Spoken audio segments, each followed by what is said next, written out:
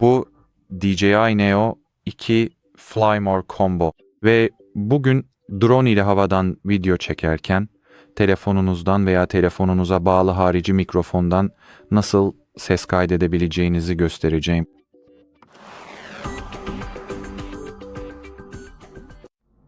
Öncelikle harici bir mikrofondan ses kaydetmek istiyorsanız mikrofonun akıllı telefonunuza bağlı olduğundan emin olun. Sonra ayarları açın. Kamera kategorisini seçin, aşağı kaydırın ve uygulama kayıt anahtarını bulun. Şimdi bunu açın, ayarlara gidin ve DJI Fly uygulamasına mikrofon izni verin. Şimdi DJI Fly uygulamasına geri dönebiliriz. Ve umarım bu seçeneğin açık olduğunu görebiliriz. Evet ya da bu değil. Şimdi bunu açabiliriz ve bu arada gürültü azaltmayı doğal veya saf olarak da değiştirebilirsiniz. Ve bu video için bu kadar. İzlediğiniz için teşekkürler. Hoşça kalın.